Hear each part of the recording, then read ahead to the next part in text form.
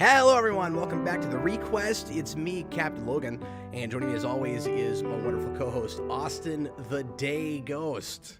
How's it going? Austin, are you ready to do something completely different? No, I'm ready to cry after that piano ballad. Sit back and eat some ice cream. Yeah, well, this show went off and ruined the Muppet movie, so I felt the need to open with Rainbow Connection. Oh, okay, and I've never seen the Muppet movie. God, we're off to a bad start. Oh, hey, Austin, would you pop your camera up just a little bit? Oh, yes. Sorry, that's going to drive me insane the whole show. Thank you. No So worries. when I say totally different, I mean in a couple of ways, because we don't usually review entire seasons of TV on this show. And this is just such a trippy, different kind of show from anything we've talked about. In a lot of ways, anything I've seen before. It is very much like things we talk about, especially lately, because it's X-Men related, and I cannot get away from X-Men right now. Yeah, I was thinking about that when we started. I was like, man, I've not been like so inundated in X-Men things in so long. Yeah, it's starting to look like X-Men year. Mm-hmm. Yeah, exactly. I can't even say month because it's now spilled over into April. Like, this was supposed to be sort of Ninja Turtles year for the channel, but it's been more X-Men-y so far, or at least as X-Men-y, because I haven't had time to review comics, and I've been wanting to get to some IDW comics. I'm sorry, what, Austin? So well, it's funny because we almost did X-Men month last year because of was it 60th anniversary last year? Yeah, and I think we maybe snuck an X-Men thing or two in because of that, but we didn't get a whole month in. Mm-hmm. Or maybe it was this year. I don't know. No, it was last year. You're right. Last year? Okay. Yeah, there were so many things because like Power Rangers had the 30th, and so I did a lot of Power Ranger stuff, and then Superman had an anniversary, and X-Men had an anniversary, and Just everything has an anniversary now. there's been so much of that in the last 2 years that I've stopped trying as hard. Mm-hmm. Yeah, exactly. But anyway, this is an old request from Jeffrey Patron, and thanks to him, and also big apologies to him, because he requested this a very long time ago for the old scripted rewind show when I was crazy enough at the time to take entire season requests, and I did one of those, and it was quite the gauntlet and took a long time to get done, and I did that with the first season of Daredevil, which I took a lot of notes on and had to watch twice, and I was really happy with how it turned out, but it took a really long time to do, and I just didn't have it in me to do another one of those like that, especially with more kids coming and stuff. And I don't mean to make excuses, but I've talked about this recently. If you've seen other requests, because we've been going back to the backlog of some of those requests that I never got to. So, in case you haven't heard me talk about this, I put out a memo like 2-3 years ago and said, sorry folks, I'm not going to be able to get to these scripted, and I offered to give people refunds, and I always wanted to get to them in some capacity, and now I'm making sure that that's happening. So that's why every other week or so we've been going back to those and doing commentaries. With this one, I decided to just do a whole overview. And Austin, this would be a cool thing at some point to do a marathon on. Mm-hmm. And if we ever get to that, we'll open it up and talk about a lot more detailed and a lot more in depth than we'll have a chance to do tonight. Yeah, definitely. If we ever get there. When X-Men has another giant anniversary, honestly, just cards on the table already, at least to some degree for me. I am so fascinated by this that that's a thing I would like to do, at some point, and maybe not too long from now. We're already talking about going ahead and watching the other 2 seasons and doing overviews of those for you pretty soon. While this is still fresh in my mind, because if I get too far away from it, I'm going to have to rewatch this completely. Mm-hmm. Yeah, exactly. But anyway, so just wanted to throw out that preamble real quick and let people know why we're making the exception for this. Usually we only do pilots in the next episode or 2 for things, but we went ahead and watched the entire season. It's just 8 episodes, but they clock in at about an hour, maybe a little less. They're not all the same length, and it's dense and there's a lot of material, so we'll go ahead and get into it. I have this on Blu-ray, and it's a really cool Blu-ray set, Austin. It's got a lenticular slipcase, and it comes with the storybook from the show, the World's Angriest Boy in the World, Oh, uh, cool. as a kind of leaflet thing, and it's got all the pages from that, which is kind of neat. It's a really cool release. I got that from Jeffrey when he asked me to review this a bazillion years ago. And I can't remember if I talked about the first episode or if I just watched it. I had seen this pilot and I always meant to get back to it, but it seemed like so cerebral and like a thing that I had to really pay attention to and concentrate on. I couldn't really have it in the background when I was doing other things. And so I never got back to it because I was kind of intimidated by it. And it's not, the most kid-friendly thing in the world. So having it on while the kids were around, it's another one of those where it's really difficult to get to those things. So anyway, enough excuses for why I haven't done this yet. We're going to actually do it now.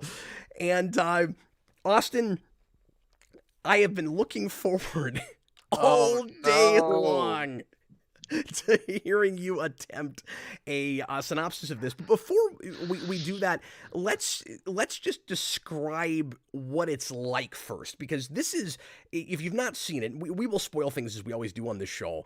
So this will be somewhat spoilery casty. But Austin, it's a word now.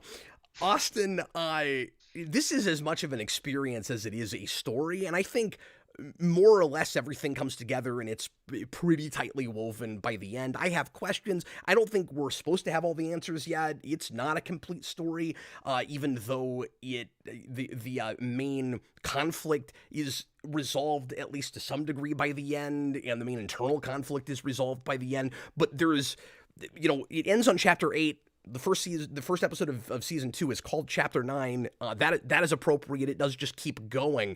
But I do feel like it's intended to be as much of a show about big ideas and like given to us in a real trippy visual way as much as anything. So talk a little bit first about what it's like watching this before we talk about what happens in it.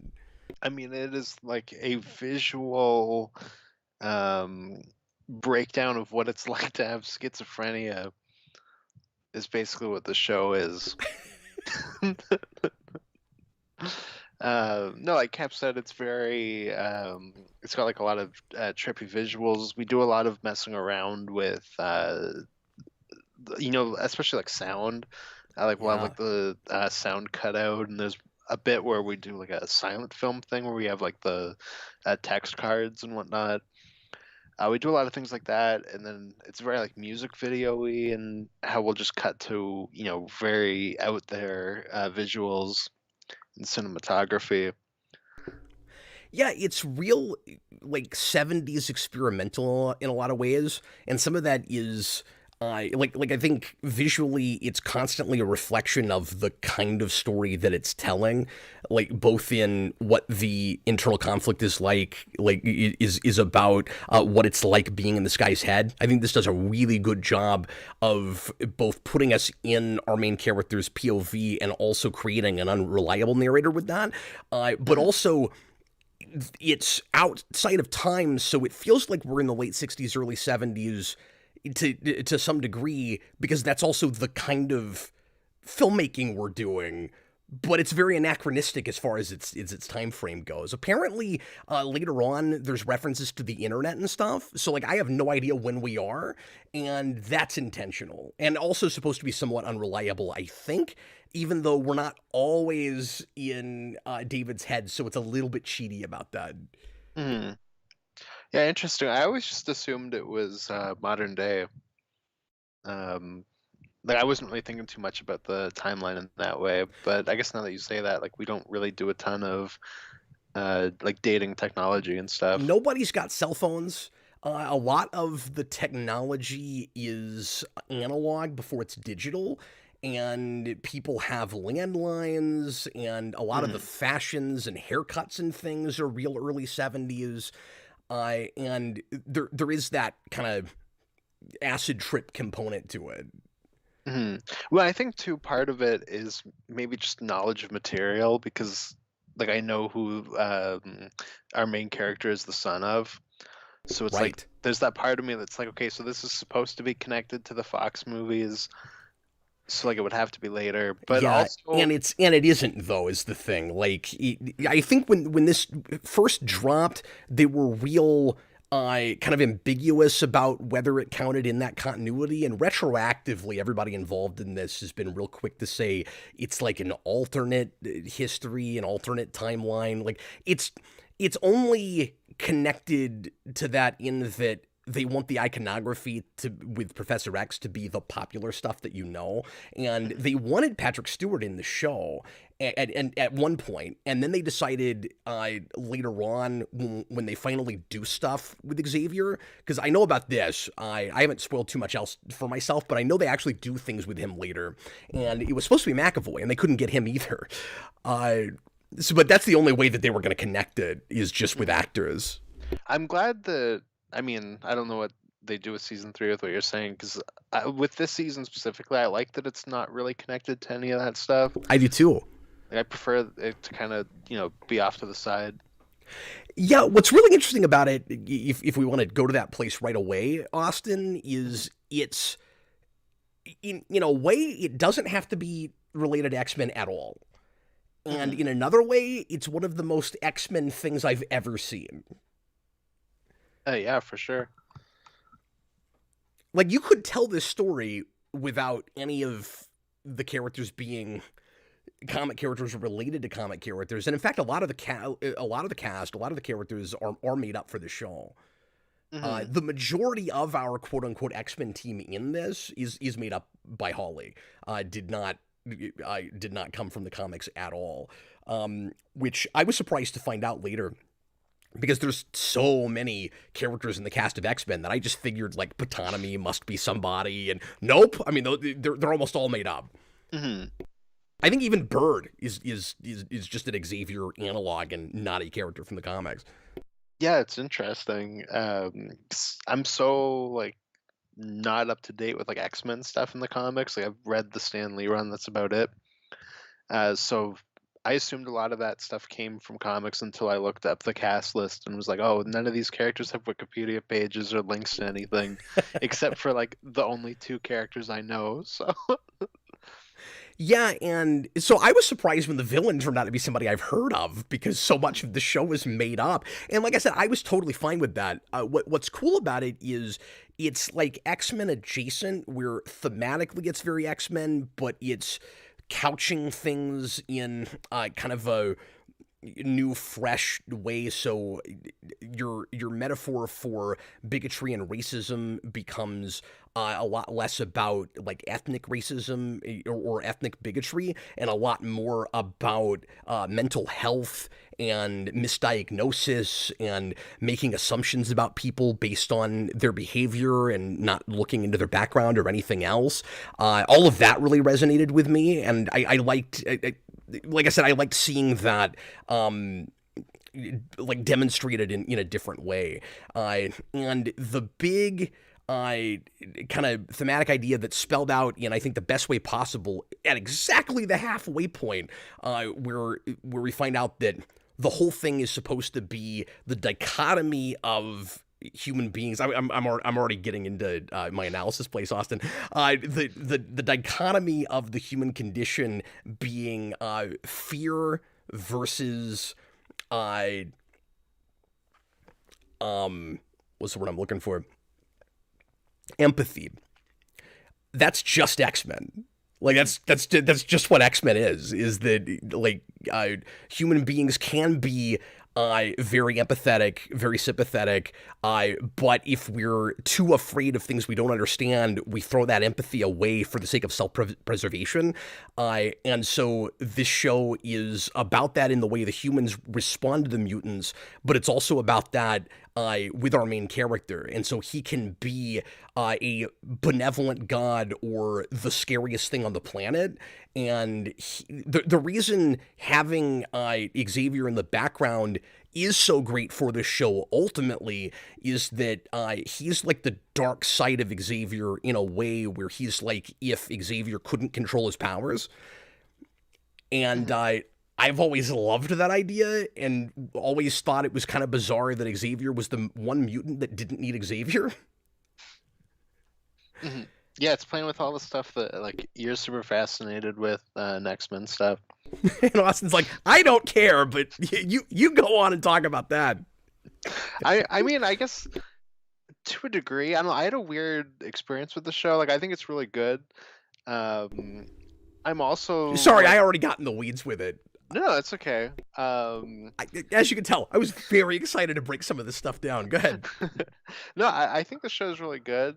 I don't know if I would be super motivated to keep watching if we weren't doing it. Oh, I'm sorry. You don't have to if you don't want to. No, I mean it's fine if we can do it. I don't. It doesn't bother me.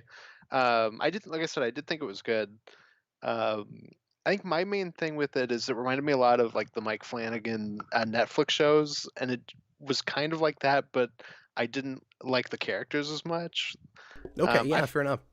I found with this show, I was like, I like all the actors' performances, but like none of the characters are like coming out to me. So I was more into the like weird trip of it all, as opposed to like really being locked into like any of the character work.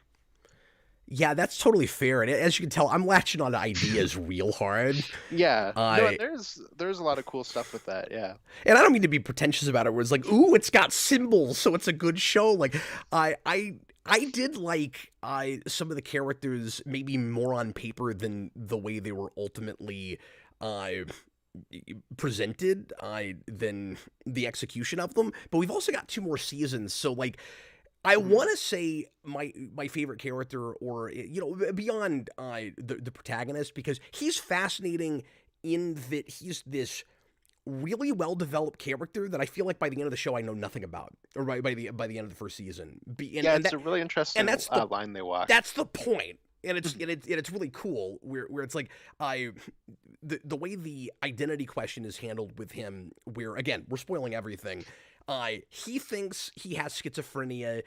He's told that his whole life, and then it turns out that what has created that sensation, that sense, is a combination of really powerful abilities he can't control, and a evil monster demon thing that is also a mutant that has been in his head from maybe birth. And so when we finally excise that demon, for lack of a better way to put it, by the end of the season, he appropriately asks, who am I now? Like, what am I without this thing? He's been questioning everything he's seeing the entire season, just like we have been.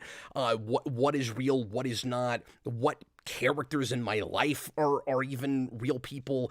And I find myself really sympathizing with him throughout, because he clearly has a good soul. Like, it's a superhero show that's not a superhero show at all. Like, he wants to be a superhero, but he's not anything like at that place yet, because he's kind of a blank slate at the end. And then the last image we get of him is, and then he gets kidnapped, and he's in like a digital phantom zone. Yeah, and that's the thing that I really liked about the show, is just how against genre it is. Like I said to Cap off camera, that like this is exactly what New Mutants thought it was. I thought it was. I had that thought half an hour in. Mm-hmm. And then Cap goes, yeah, it's also what Moon Knight thought it was, which is also true. And I think maybe I like it more after seeing Moon Knight, because I'm sorry, there's some cool visual stuff there and some cool ideas on paper, but I was bored to tears with that show. And the big difference between them for me is I kept kind of looking at my watch and questioning what I was even looking at and why anything mattered through a lot of Moon Knight. I've gotten flack for that, where people have come back and tried to explain it to me, and they're like, look, it's not that hard to follow. It is if I don't care. It is if I'm bored. And with this show, I didn't know what was happening a lot of the time, and I trusted it. Mm-hmm. Like, I trusted that it would come together and I would get what was happening. Mm-hmm. And it does do that for the most part. And I trusted it because I was intrigued and engaged and interested in characters. And it gives me enough breadcrumbs in the pilot in the second episode that I've at least got something to latch onto. Like, I think it's really smart that 10, 15 minutes in, it backs, or maybe a little bit later than that, it backs away from David You still don't know if you're in reality or not because of the way the show is made, but it seems like relatively clear once you have Division 3 agents talking about mutants and David being really powerful and maybe we're going to have to kill him. And like we back off and we get a context for the universe, but we don't have to do what WandaVision did and stop everything and have an MCU show for a whole episode either. Mm-hmm. Yeah, and with Moon Knight specifically, like I always thought Oscar Isaac was kind of miscast, and like I didn't think he did a great job at showcasing the different personality thing with Moon Knight. Which this show with Dan Stevens, I think he does a great job of handling all of that. Honestly, I don't know that he would have been a bad Moon Knight, but I mean, I'd take that. No, he's spectacular. Mm-hmm. And he shows so much range throughout. Like, he's doing this real, like, manic, twitchy thing for about half the show, and then the point where he goes to the astral plane and then comes back, and then he's real cocky and sure of himself to, like, a scary degree, that whole thing is awesome. Like, you're so used to a certain performance with him, you don't even know what kind of range he has. And they haven't even tapped into it until several episodes in. Mm-hmm. Yeah, and when he's in the astral plane in like one of the last episodes, I'm trying to remember exactly what it is they say. It's when he's talking to the other version of himself. It's that whole thing is so cool. Logic. When the logic part of his brain, that is one of the coolest ways. And look, I've got criticisms of this show. There's stuff I don't understand. I will get into complaint mode at some point. But I'm gushing at the moment because we're just getting into stuff that I really loved. When it's one of the coolest ways I've ever seen an exposition scene handled. Because visually it's really cool with the chalkboard and like Xavier versus Farouk and all of that, but also just his explaining to the audience what's really been happening the whole time by piecing it together himself. Without somebody from the outside having to tell him what's been happening, that's fantastic. I don't think I've ever seen exactly that before. Well, it's like they're also showing off how good his American accent is by having him talk normal for his logic self. Yeah, because for a second, because I'd never seen this guy interviewed or anything, and when he starts talking in a British accent, I immediately went, oh, he's British, isn't he? And that's why they're doing this. He's not faking a British accent. And then his English accent faking a British accent is perfect. There's also points in that where I was like, oh, he also kind of sounds like Stewart with his accent. I don't know if you had that. I think he was doing that a little bit on purpose. Well, and yeah, I think so too. His American fake English accent sounded like he was doing a crappy Patrick Stewart. Maybe that's what I'm thinking of. Okay. I thought I was like, oh, he's doing a Patrick Stewart right now. That was so great. And I mean, it doesn't really make any sense because he doesn't know who his father is and he's never heard him talk, but I thought that was a great choice. Yeah, and it was just being cutesy. Really cracked me up. And you can get away with that kind of stuff in this show. There are places where it borders on indulgent and it really works just because of how surreal the material is. Like, I love how the production designers are allowed to just kind of go crazy. And put whatever nutso things they think of on screen, and like it all comes together and creates a and creates a real distinct kind of look and feel. It doesn't feel like a bunch of different artists throwing random. Like, it doesn't feel kitchen sink, but it is in a way. Like, but it all comes together. Yeah, and I don't know how much of this stuff, like how much they're really looking at comics of this character. Because, like I said, I'm very blind when it comes to X-Men. There's also a point where I was like, oh, this is also like a really good Englehart Doctor Strange adaptation. Oh, that's really interesting. And I don't know if it's intentional, or when I say intentional, I just mean like I don't know if it's that they're adapting Legion stuff, and I just don't know it. Yeah, really loosely from what I've read, because Legion is not a character I knew anything about, and he's in a total of like 40 or 50 comics. Okay. Like, he's a really he's a relatively obscure, underused character, but he is this powerful.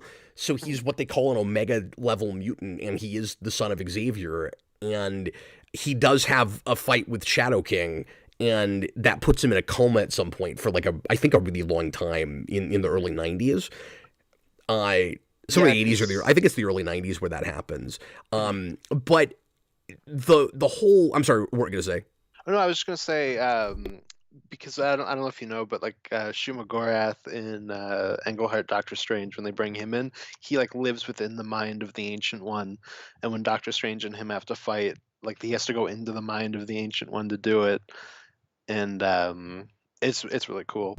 Yeah, that's interesting. Mhm. That makes me wonder if whoever, because I don't remember who it was, if whoever wrote the original story with Xavier versus Shadow King, because I think that stuff is initially apart from Legion, and then Legion is involved in it later. I Oh, wonder. okay. I wonder if whoever wrote that was inspired by Doctor Strange stuff, because uh, that's all in the astral plane in the comics too. Mhm. So it's not the show looking at Englehart and Doctor Strange. It's X-Men comics maybe being inspired by some of that stuff in the first Mhm. place.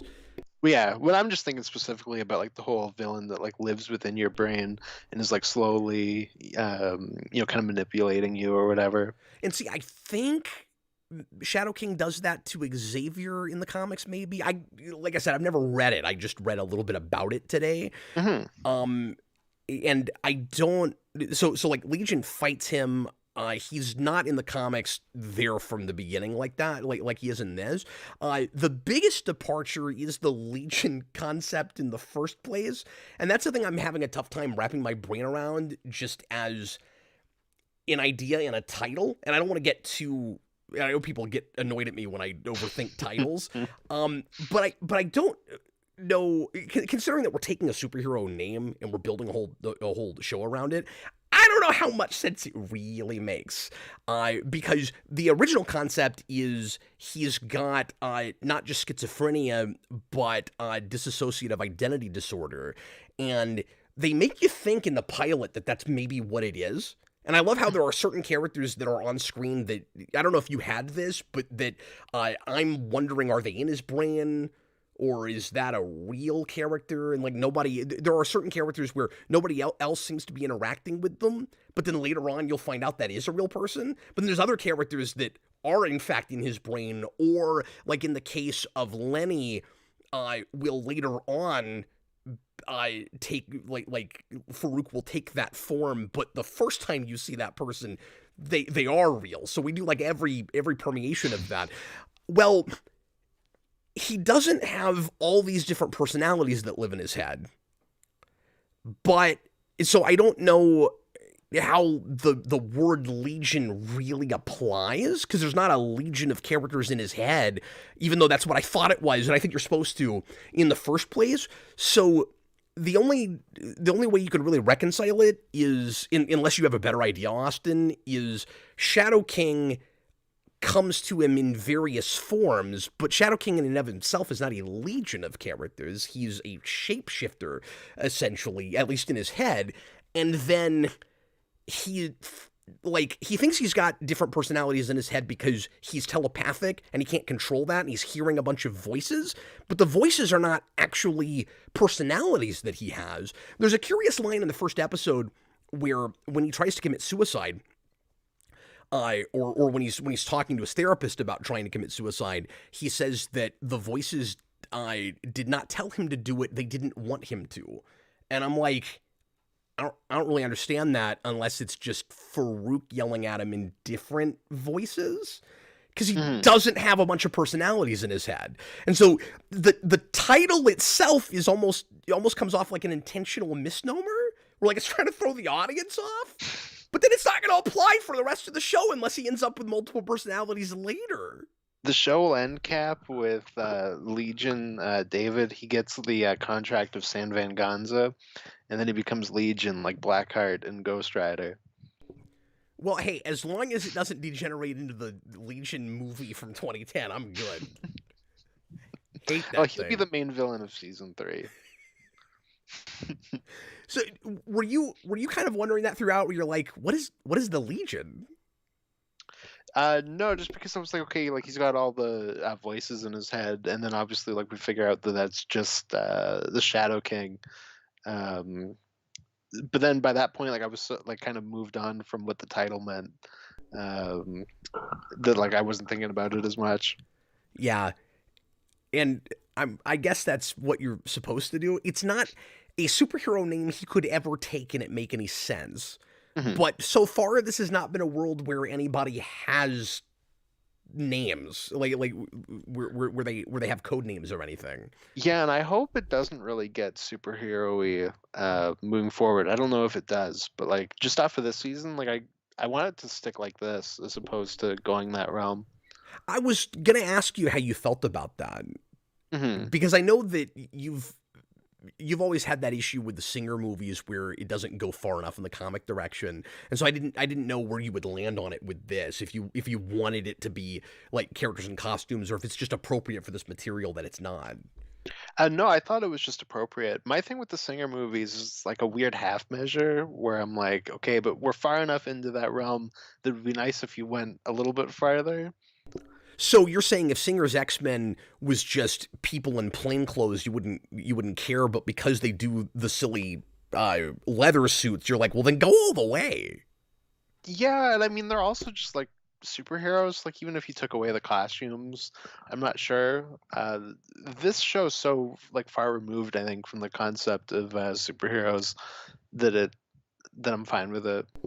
Yeah, you do have kind of an X team, but they're working more in the background and they're not really vigilantes, and like at the point where they have to send people out in the field, they're really trepidatious about it. Like that's not really what they do. They're Hmm. they're more of in their way they're more of like a think tank, Hmm. which is interesting and cool, and it's maybe a little bit too convenient that it works out this way, but the entire team are characters with mind powers, Hmm. which seems intentional for the sake of the show. I don't know how Bird only found people with mind powers, but because it's not like people are coming in and applying and trying to be a part of this group, like she's going out and finding people, and she doesn't have Cerebro. So I don't know how exactly this group comes together in the first place like that, but they all have mind powers. Yeah, in a way, this kind of reminds me of what I like about Man Thing, in that it's just like a horror show, as opposed to like fighting crime or whatever, fighting villains. Like obviously you have the Shadow King and whatnot, but it's not really the same as like, oh, here's like a super villain that's going to put on a costume and fight you. You know what I mean? Yeah, and that's really great for episodic television Hmm. because they're able to have these really grand stakes and this extremely stylized visual show while simultaneously not having to worry about a bunch of like action and stunts, and like they have stunts, but more of it is like on-set pyrotechnics or people being thrown across rooms, or like it's lame in Smallville when all we do is throw people across rooms or have like a 3-second fight with a bad guy. But in this, anytime you have action like that, it feels like a really big deal because so much of it is internalized and more about what's happening in one person's head. And so it's kind of ironic that with as little traditional superhero action as it has, guys in costumes hitting and like kicking and punching each other, it feels like one of the more comic booky shows we've had just because of how stylized it is. Hmm. Yeah, And absolutely. it's got weird grand ideas and it's not scared of losing anybody. Like this is what I wanted from Doctor Strange. This is what I wanted from the from Infinity War, with Thanos and the Infinity Gauntlet and getting creative with all the like abilities he has and stuff he can do. This show's not scared of anything. It's not scared of losing anybody. Hmm. It just does nutso stuff. It's got powers that are really hard to get your head around. Like MCU, at least big screen, would have never had a character whose power is to have another person that lives in them but can come out sometimes and ages at a different rate than they like. That's so hard to get your mind around. Like MCU would never do that character. That's Firestorm, who's I not in had the that thought. MCU, It is Firestorm. but that's like Firestorm if one of the people was like, "I'm so good in a fight," and then gets beat up every time they're in a fight. Yeah, the carries were kind of a cool idea. I didn't like ultimately love them. Hmm. Um, I don't know, like I didn't dislike them. I was just a little bit kind of nothing with them. I guess the guy was a little bit more interesting than she was, but he's also kind of a plot device to make uh, a piece of equipment to Hmm. keep the Shadow King from coming out of his head at the end. Yeah, with her, I was more so like, oh, hey, it's the girl from Prey. Oh, is that who that is? Yeah, I was like, that's fun. Just keeps getting her ass kicked. I well, we never did a full on synopsis, but we've been talking kind of broadly about what happens in this show. Do you think we need to break down the basic story points? I can if you want me to. I'd love to see you try. Oh boy. Okay. So this show stars David, and as we kind of talked about, he has schizophrenia, maybe, but he actually has a demon that lives in his head, and he's in a. Oh, sorry.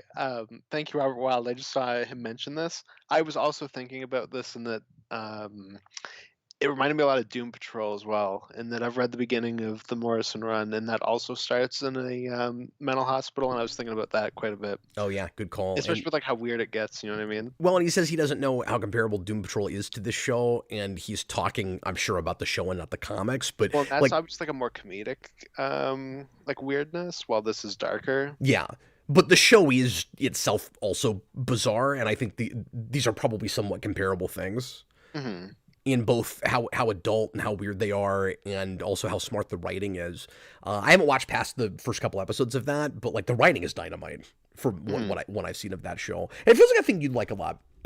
Yeah, I really want to watch that show, but I want to read through the Morrison run first. Oh yeah, good call. I've read a couple arcs of that. Yeah, I read the first arc and I really liked it. I gotta get back to it. It's good. With the Scissormen. This is Uh, more my thing, I think, than that. hmm Just the psychological thriller of it, because you said it's a horror show, like it is, and it gets really disturbing.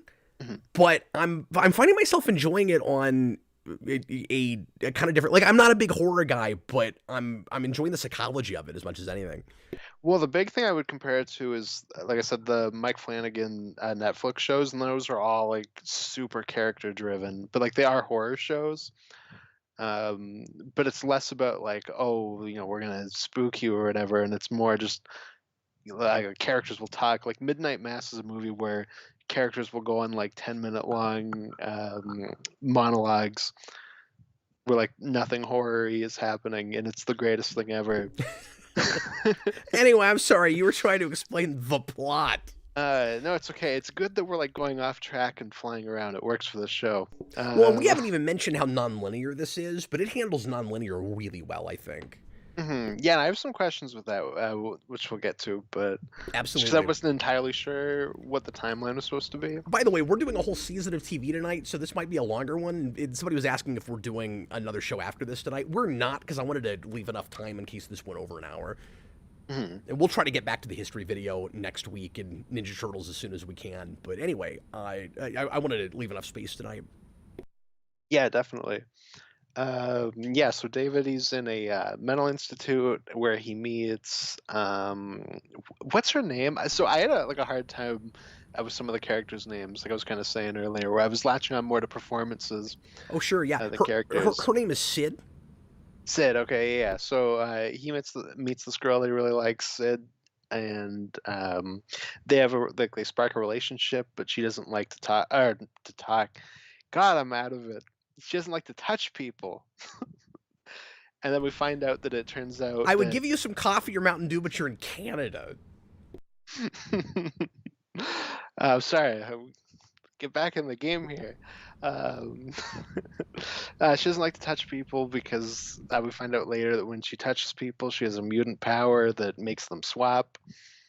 And so they do that, and she goes into his brain and causes a bunch of chaos and kills a bunch. Or I don't think kill. I think only kills one person. No, But she kills everyone in that facility. okay, so she kills everyone. Yeah, there's like one person that gets out alive. Hmm. Yeah, so kind of does like a reign of chaos with his powers because she doesn't know how to use it. and one of them is Aubrey Plaza, who is another person in the Institute, who then is also the demon creature that lives within David's head. Well, the God, creature presents itself to him as her, but exactly. he. We'll talk about that. Mhm. Did it actually exist? I was not sure about that through the whole show. I did go back and rewatch the pilot and the the second half of the last episode, just to make sure that I was picking up on everything. I wish I could have rewatched the whole show, but there wasn't time for that. Yeah, so then David's being questioned by I almost said District 9. Was it District 3? District 3, yeah. Yeah, I was like, I'm pretty sure it's District. Yeah. Yeah, and District then there's the aliens from District 9, and they don't like mutants. Exactly, because the mutants won't let them go home or something, whatever that movie's about. And so he's being interviewed by a therapist guy who is the priest from Midnight Mass, and who keeps showing up in everything. He was just in not just, but we just did the Fantastic Four movie, and he's Doctor Doom's assistant. Oh, crazy! I was like, oh, he's back. And so this kind of like X-Men team led by Laurie from the Watchmen TV show break him out, and then you think that all of those District 3 people that were there all get killed. Turns out the therapist guy does not, which I was a little confused about because I'm pretty sure he would have died in that situation. Yeah, it's crazy that he made it. And then he turns into Two-Face. He does turn, yeah, he's like the Two-Face guy from 90s Spider-Man. Yeah. He's also a mutant. That was one of the biggest surprises for me. Where he has this big turn at the end where he gets super humanized and then starts sympathizing with our characters, and I think he becomes a regular in the second season. Oh, it's Division 3. See, I that's knew what it is. I was right to question District. Well, you kept saying District, and then that got in my head, and yeah. I was like, there's no way it's District 3, because that's District 9. Oh, yeah, Division 3. What else happens in the show? Yeah, after that. Did you watch past the pilot? I did watch past the pilot. It does run together on one viewing, and real quick, sorry, just to back off for a second. You said off camera that you don't think this binges real well. I both agree and don't agree with that. Like I think it all really runs together if you watch it all together. I think maybe it binges okay if you watch it in rapid succession, take 2 weeks off, come back and watch it in rapid succession again. Because it really wants a second watch.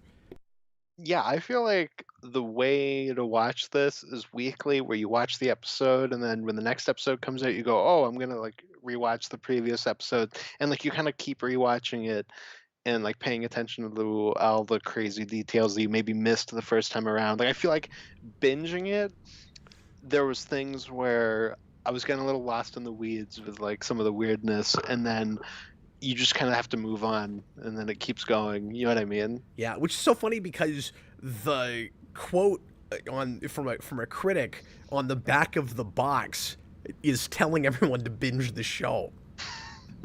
It says, "Lock yourself in a rubber room and binge." Yeah, I feel like I want to be locked in that rubber room and like go over it a couple times as opposed to just plowing through. No, that's an excellent point. Yeah, you're right. It is that kind of show.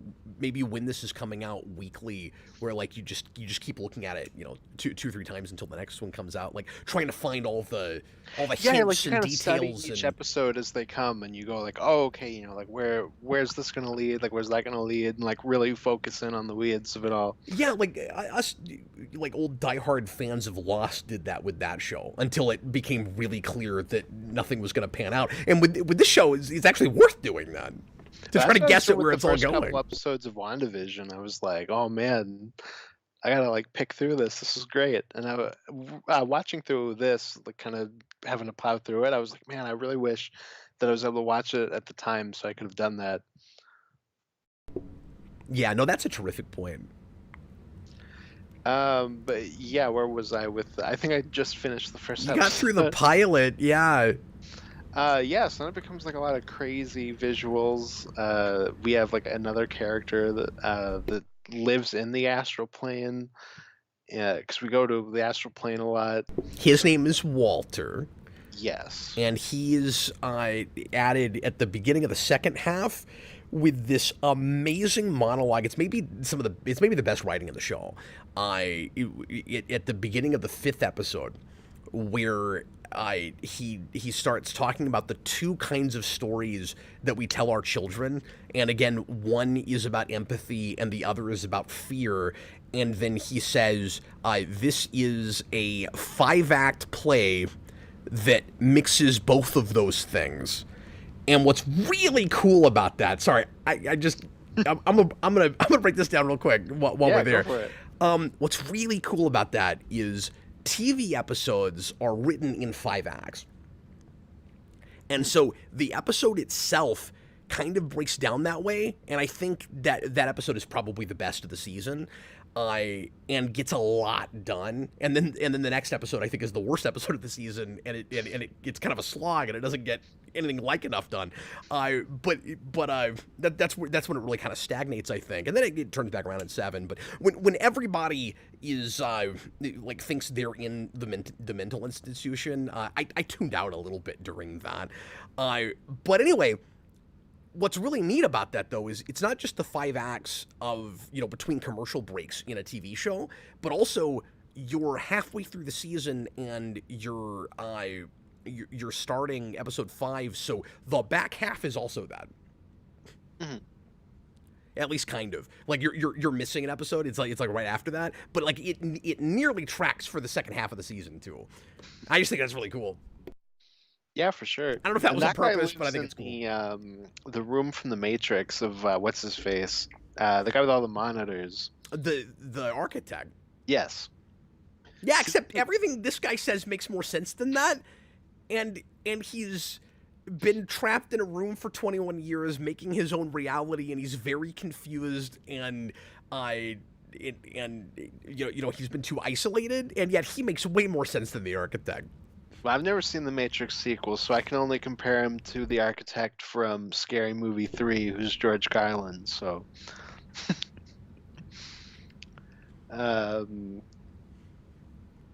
God, where do I go with this? This is really entertaining, by the way. I know. I feel like David just fallen into madness. Well, see, it's hard to go chronological because the show is not exactly that, or at least it is and it isn't. Right? Like the pilot is a lot more nonlinear than a lot of the rest of the show is, because we're jumping back and forth with so many time periods in the pilot, and then it becomes a little bit clearer as it goes when we're looking at flashbacks and when we're in the present, where there is a linear narrative that's happening. And what doesn't help with the pilot, and this is on purpose, of course, is that also there's this unreliable narrator thing, so some of the flashbacks that you're seeing are not even things that really happen. They're like implanted memories or nightmares. Yeah, it's a hard show, I think, to like fully summarize the plot in that way, because so much of it is about the experience as opposed to like these are the plot points. You know what I mean? Exactly. But if you get away from the episodes in sequence, the story itself, I mean, when you get in the weeds with it and you look at the details, it is intentionally convoluted.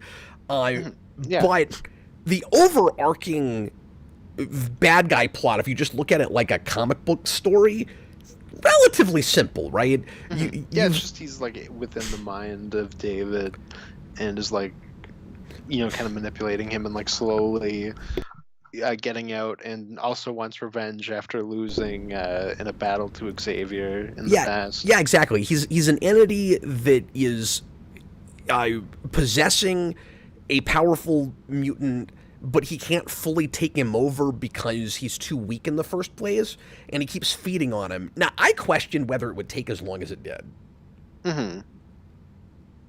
Yeah, he's with him for like 25, 30 years, and he's that powerful. He's feeding on him. I'm like, how long was he going to have to be in there before he could fully take David over? Because keep in mind, he does this sort of Matrix thing where he's creating a world for David sort of to kind of keep him pacified and to make him think that he's crazy so that he can't control his powers.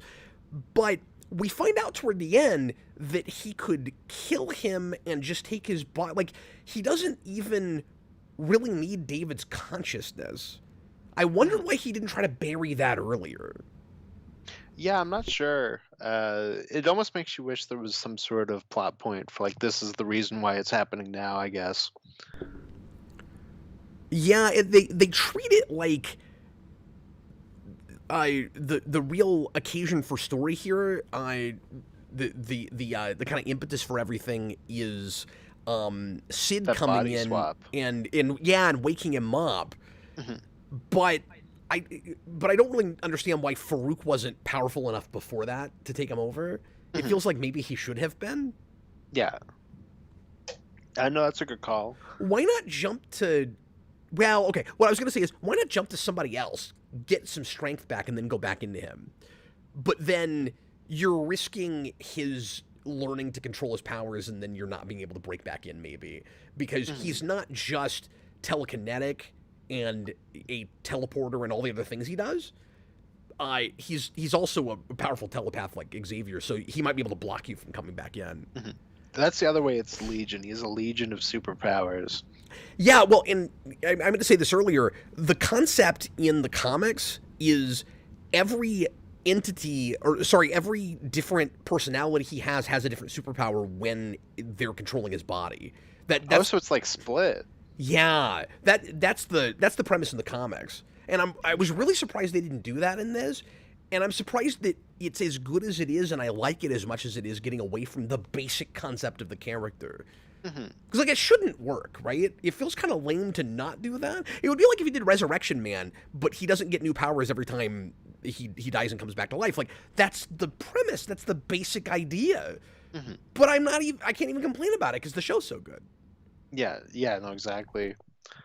That shouldn't work. It's, like I said, like, I think it's also helped by the fact that it's more of like a character study type show, as opposed to like, here's us showcasing the powers. Yeah, it's not real gimmicky about that. How do you feel about the way it becomes more of a traditional kind of comic book or superhero narrative by the end? Like, when we get to the big revelations that you've got a bad guy that's behind all of this, and he's not really schizophrenic in the first place, and then we have to like, make a machine that suppresses him and all of that. Like, it becomes a lot more kind of straightforward comic book story. Did you resist that at all, or did that work okay for you? Yeah, I thought it worked out okay for me because, like I said, to me, like, it was a horror show, so the fact that the big bad is like a demon monster character, like, it just kind of played into what the show was. I didn't have this really, but I could see someone being disappointed that the big revelations aren't more heady and cerebral. Yeah. You know what I mean? Like, I appreciated, and like call me too much of a comic fanboy or a dummy or something. I appreciated that there were like clear answers to things, and that I, by the end, more or less understood what was happening.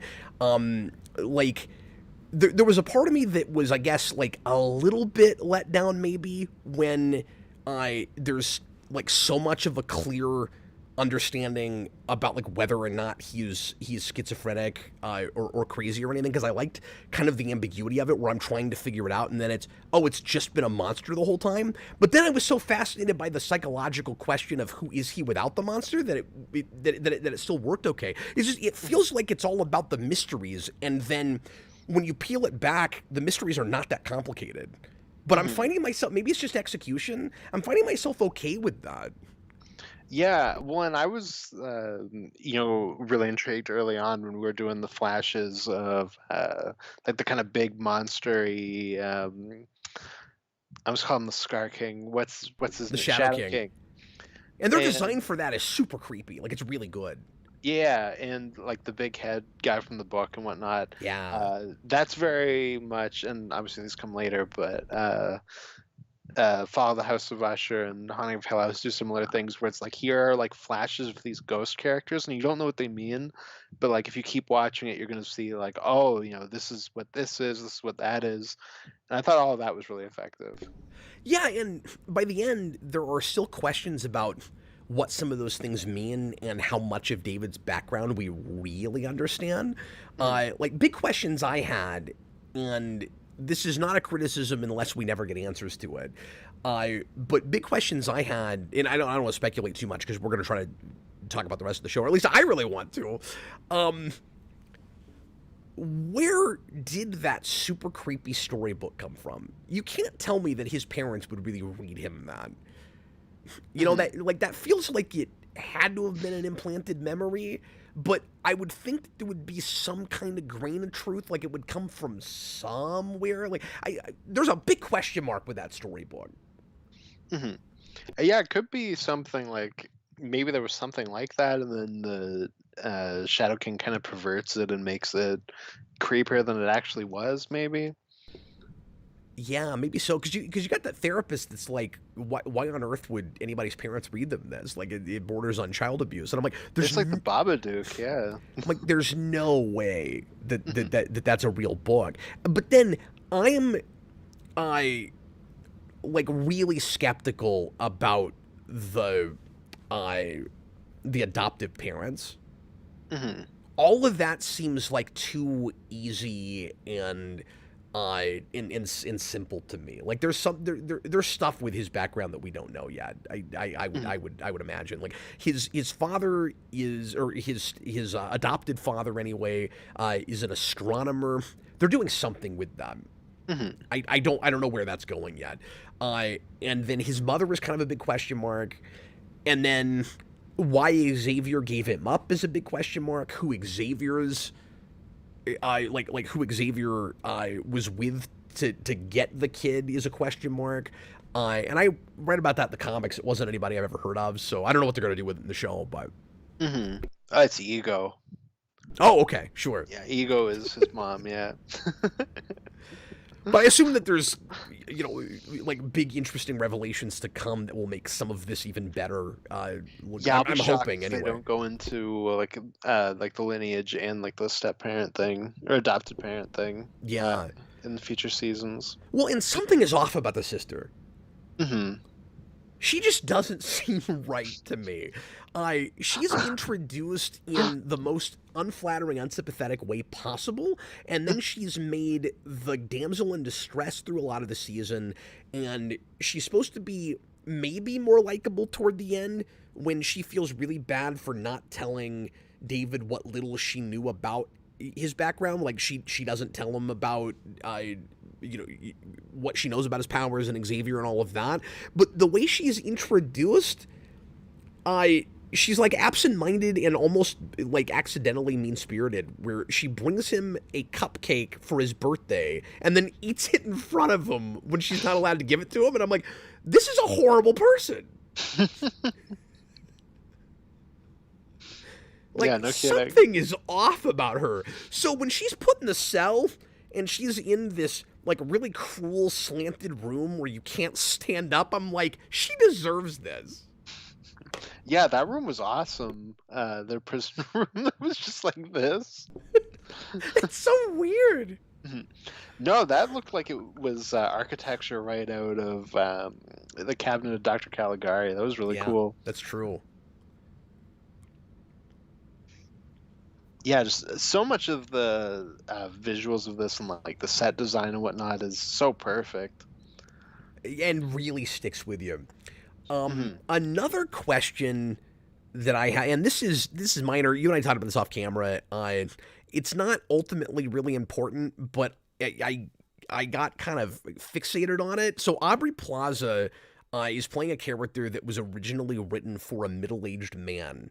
And she wanted all the language about her character being male to stay in the script. And then there's a revelation somewhere in the middle that so her character is a guy that David did drugs with at some point, and he's supposed to be like this really screwed up broken guy that's still like an eternal optimist. But he looks like Aubrey Plaza through most of the show, and there's this revelation where we'll flash back and suddenly it's a male actor. And what I'm confused about is why, and maybe it's just a mistake, I cannot tell, why certain characters who are not David in the pilot recognize her as a girl. It doesn't seem to make sense to me. Like, when she dies, so she gets killed by Sid when Sid is in his body. And so it is clearly her in his head. Or I'm sorry, I cannot keep this straight when we do the body swaps. It's is it him in her body, or I forget what it is, but whatever character is looking at her at that, it would have to be her in his body, right? Yes, I think so. Okay, maybe that tracks if the Shadow King stays with him. Because I was a little bit confused about that. Like where is the Shadow King when the body swap happens? Does it stay in David's body? I think that's the idea, is that the Shadow King stays in David's body, and then it has gotten into her mind, so that in the last episode we have that whole speech about them like being connected and her like understanding Sid's psychology and all of that when she tries to force her to help the Shadow King keep David's body and all of that. Mm-hmm. This is all very difficult to track and talk about. But anyway, I didn't think that Shadow King was there at that point in creating that image. Even if it is, though, there's another scene where whatever his name is, the guy that gets two-faced at the end, he also refers to her at some point as she. Mm-hmm. Doesn't really make any sense. Well, I assumed that she was like a real person that was separate from the like drug addict thing. No, I thought that was supposed to be the same person. Are they supposed to be the same person? Yeah. Yeah, because I thought the reveal was Lenny was actually Benny all along. That is when like they go back in time and it's like they're doing drugs and whatnot, but I wasn't sure if that was also the case for the person in the asylum. Oh, maybe not. Okay, that's going to require a second viewing. I mean, I'm probably wrong. Like, you're probably right. Yeah, any way you slice it, it doesn't all totally seem to track. Mm-hmm. But maybe on a second viewing, I'll figure all that out. I don't know. Mm-hmm. Yeah, exactly. And also, even if all of that makes sense, I don't really know why Shadow King decides to make her a girl if you end up being wrong about that, and and the reveal is it was actually a dude all along. Mm-hmm. Why? To mess with him, I don't know. And she does a great job. I end up kind of liking that choice. I just don't understand it. Mm-hmm. Yeah, absolutely. Like it's like they made a choice and then didn't fully revise. And like there's like little things that are kind of left off from that. Yeah, I mean they're super savvy in keeping everything else straight, mm-hmm. Or at least they seem Absolutely. to be. Maybe some of it will kind of fall apart in the back end. We'll see when we watch it, but. Mm-hmm.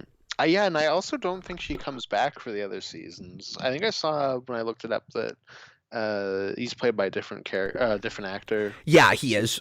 She's got a guest role in the second season somewhere, so I don't know if like it just manifests as her again or what exactly happens with that. But mm-hmm.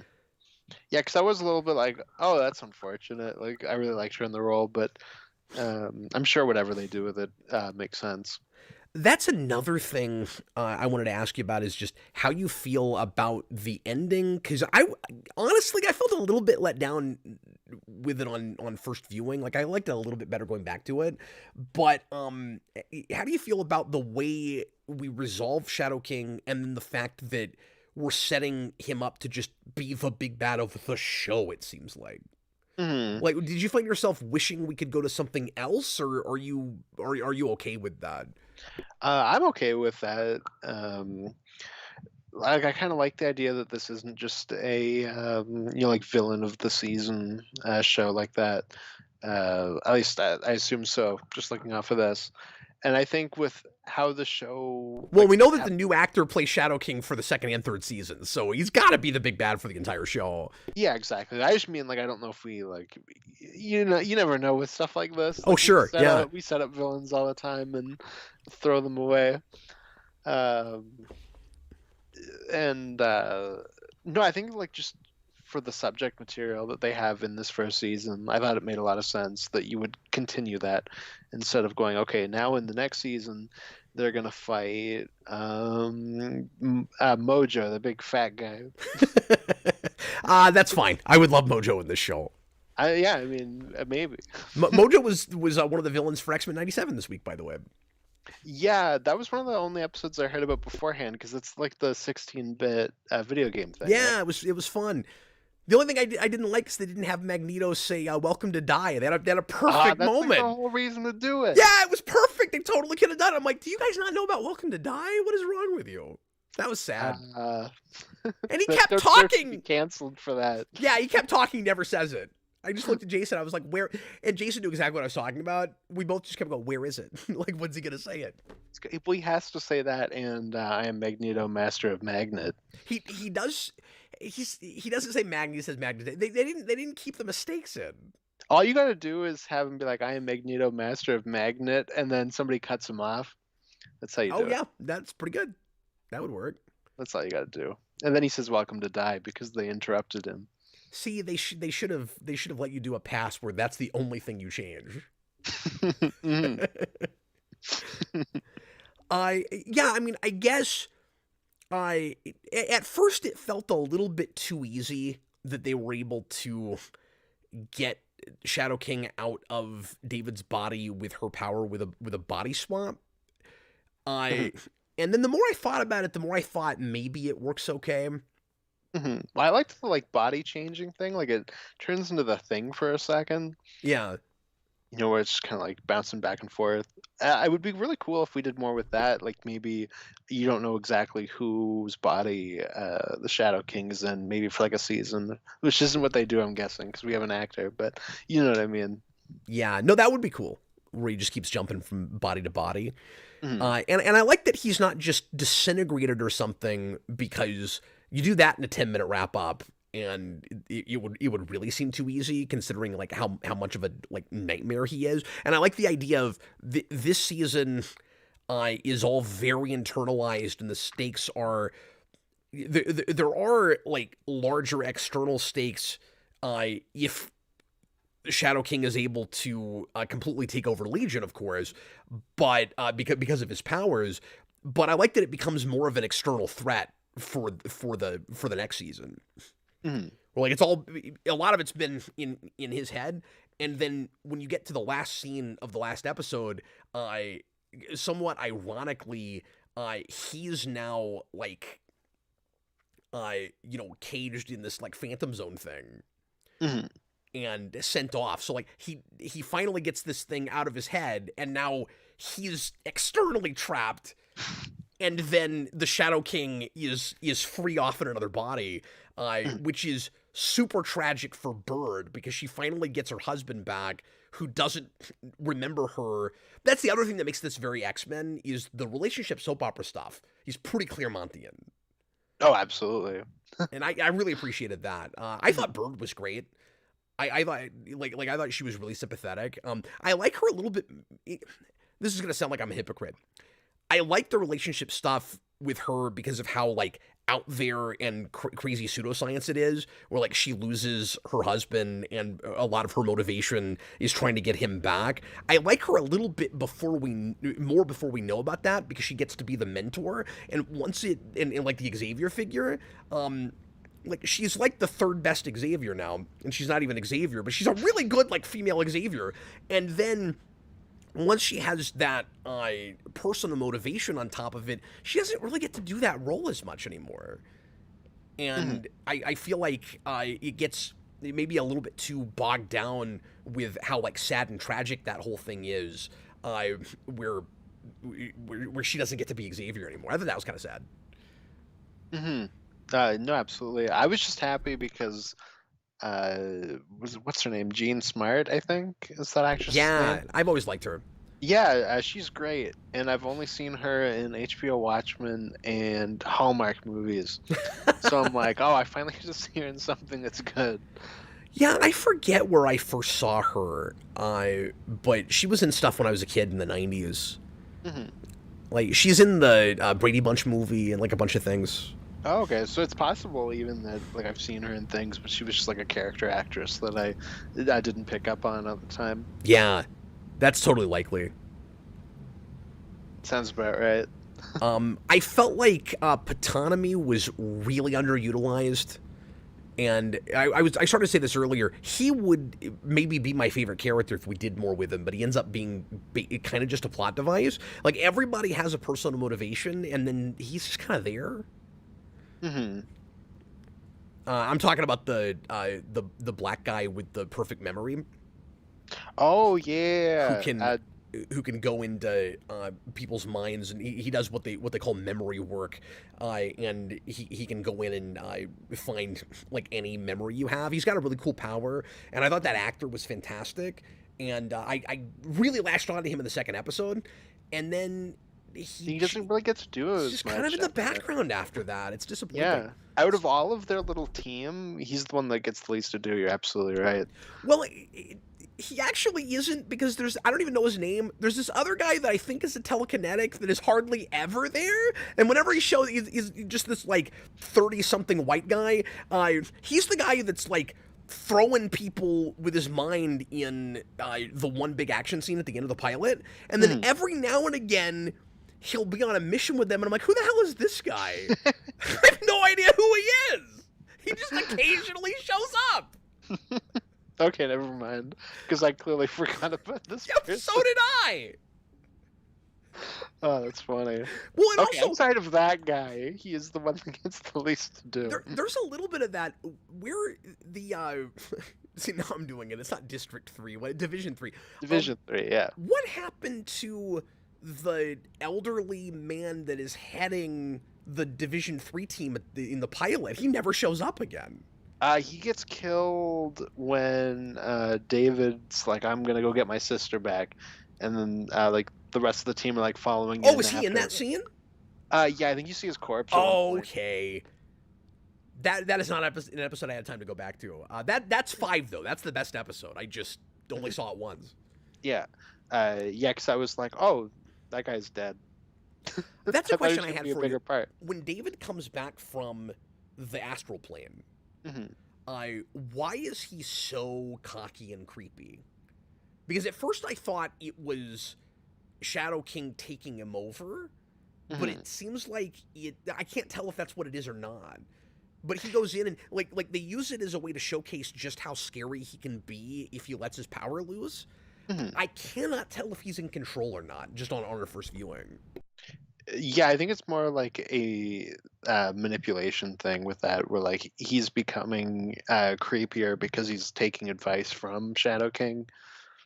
Oh, okay. I mean, it's smart to have that moment with him where he could go either way. You know, kind of the Luke Skywalker, is he going to go to the dark side kind of thing. Hmm. And I think it's really good. I just wasn't totally sure who was in charge at that point. Hmm. Yeah, is it Dane or is it Zool? Yeah, exactly. You know what? I actually, especially in the last episode, I felt like there was some Ghostbusters in the show. I didn't have that thought, but possibly Because, a little bit. especially with how creepy Aubrey Plaza is, when the machine thing on his head is working and she's hardly able to stay manifested, and she starts talking with clenched teeth like Dana in Oh, Ghostbusters. you know what? Actually, now that you say that, there was 3 parts of this that made me go, "Oh, Ghostbusters." See? Uh, one of them is yes, she does the Zool voice. Well, and he is kind of ghosty in the first place. Hmm. Yeah, one is that Aubrey Plaza does the Zool voice. Another one was just like the whole, like this kind of god being that's kind of sexually androgynous, like Gozer is. And then the other Oh, one, sure, yeah. The other one is just David wears a thing on his head, and it reminded me of the thing they put on Louis Tully. Well, and that thing is very X-Men. We have Oh, so many, like, 100%, we yeah. have we have so many, like, collars and things that go on people's heads, stuff to suppress powers. Yeah. When he's Xavier's son, he's got to put something on his head. Yeah. I was just surprised by how much of an X-Men itch this thing ends up scratching. Because, like I said, in some ways it doesn't even need to be based on that material at all.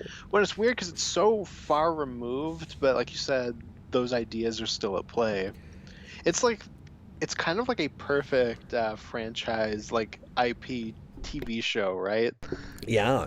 Like, when Marvel first did it, and obviously, like, they're kind of disconnected, as we all know, but like when we got Agents of S.H.I.E.L.D., that was like an entire show that was like, hey, look, the movies are happening over there. Isn't that cool?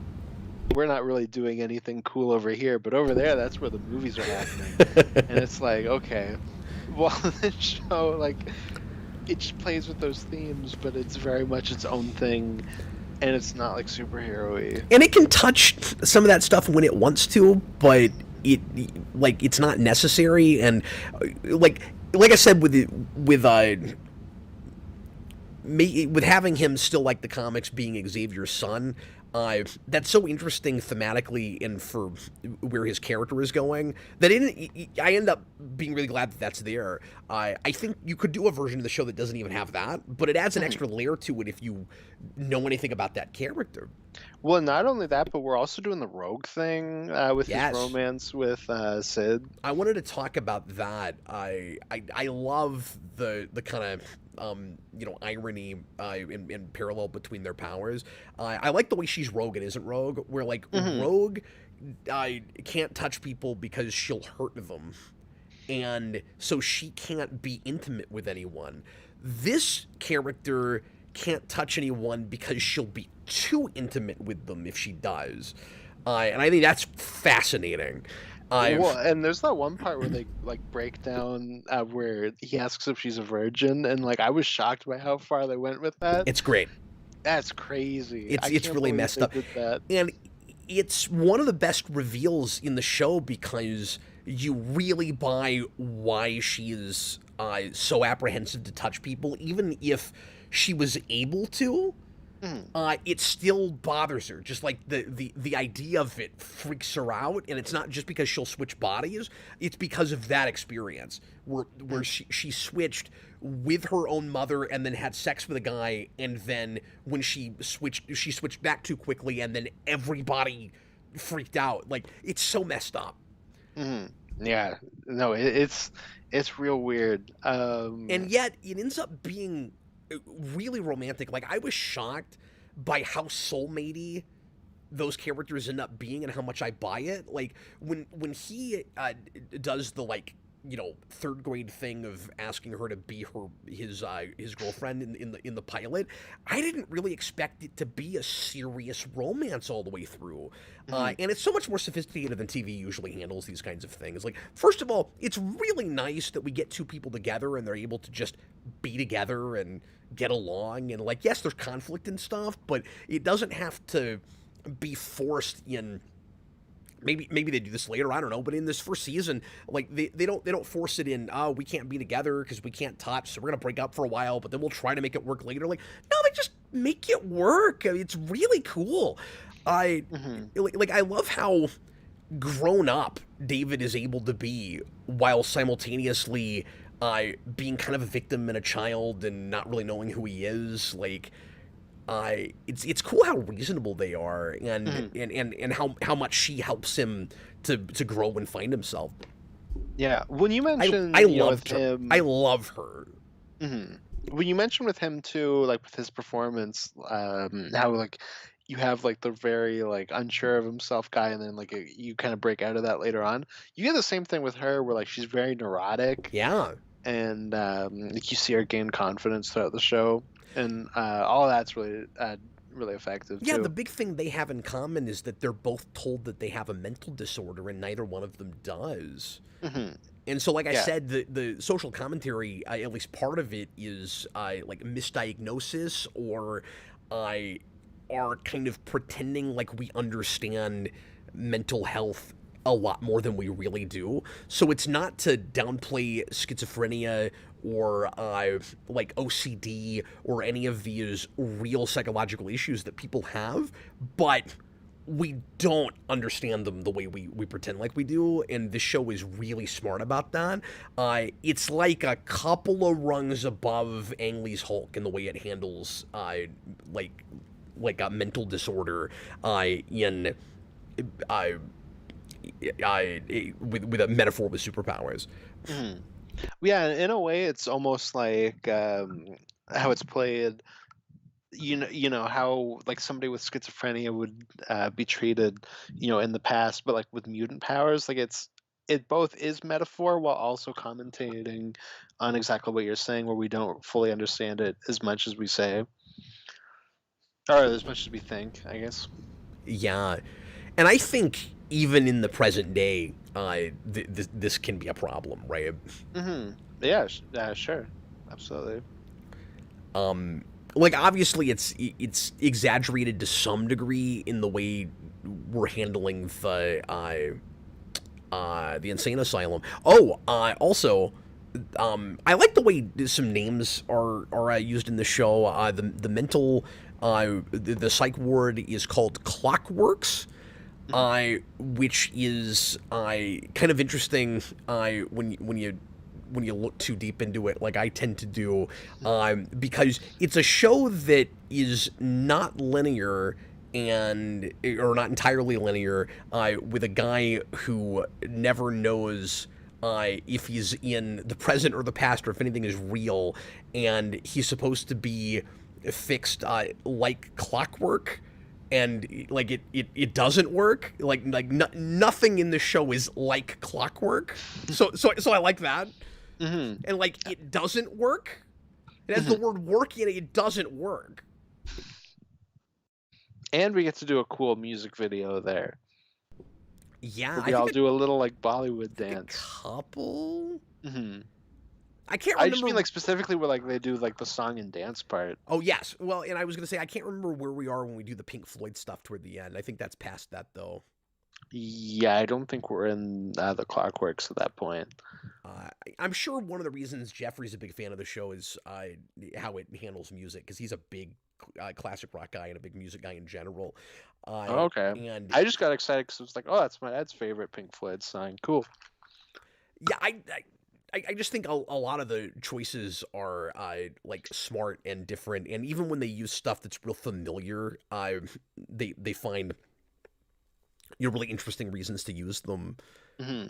It's always really thematically relevant. Or I guess this is the first, but the first of 2 times we've used that in a Marvel thing, because that's in Eternals. Oh, see, I only saw that once. I don't remember. Senior Sticks put in a $2 super chat earlier and said, "Funny thing is, Legion is a parallel of Cable. In what way?" I don't immediately understand that. I don't know, but they're both sons of big X-Men characters. Yeah, like is that why? I don't know. I just don't know enough about the Comic Book Legion or Cable. Or Cable.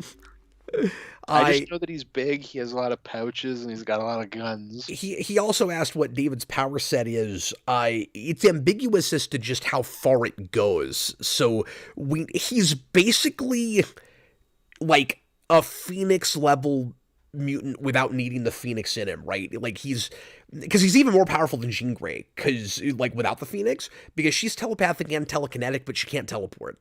Mm-hmm. And he teleports, and it's hard to say even what else he might be able to do. Like he looks like he's got the potential to be almost Q-like.